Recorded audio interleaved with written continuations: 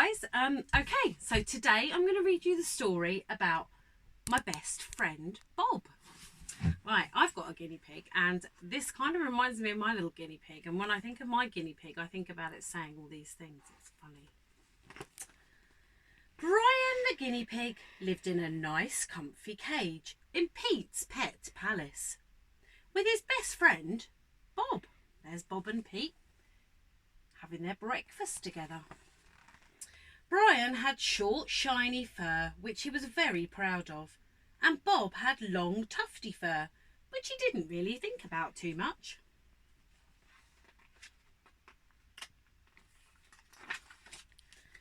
The two little guinea pigs spent their days doing what guinea pigs do best: eating, sleeping, and playing I Spy. Brian was terribly good at I Spy, and he almost always won with clever words like budgerigar or dog food. There's lots of things to see in the pet shop.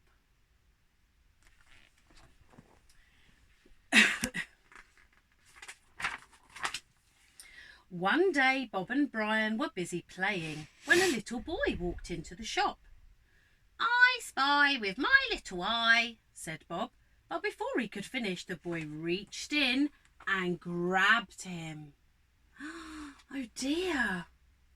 "I want this one," said the boy, "and I shall call him Fluffy."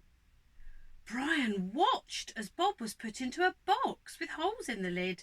He had no time to even wave goodbye, and Bob was gone.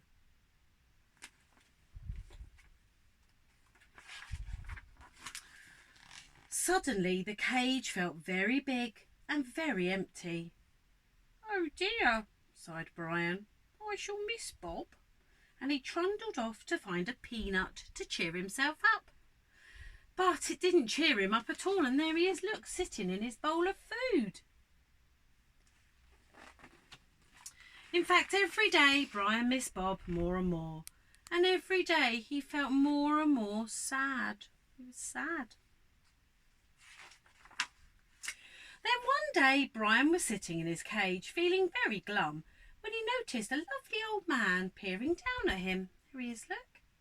The man picked him up and smiled. This one is just what I was looking for," he said.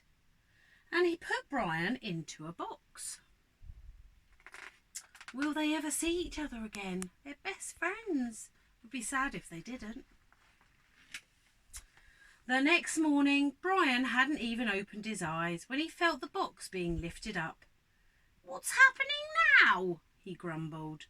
But he didn't really care. Things couldn't get much worse than they already were. He drifted back to sleep, dreaming of Pete's palace and of winning a peanut throwing contest with Bob.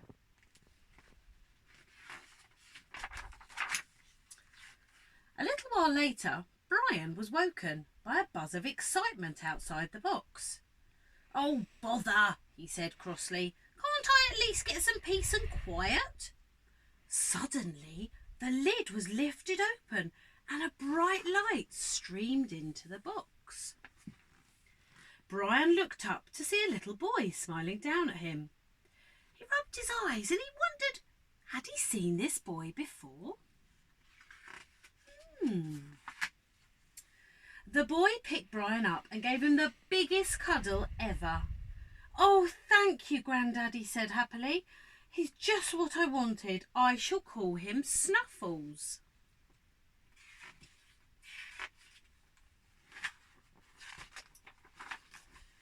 The little boy put Brian in his new hutch. Brian stretched out and he sniffed the air. That's funny," he said. He sniffed the air again.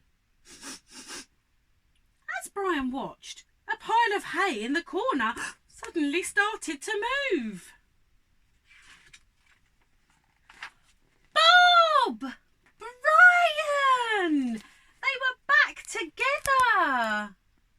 Oh, how lovely! Brian was so excited to see Bob that he thought he might burst with happiness. That evening, sitting together in their hutch, playing I Spy, the two little guinea pigs had almost forgotten they'd ever been apart.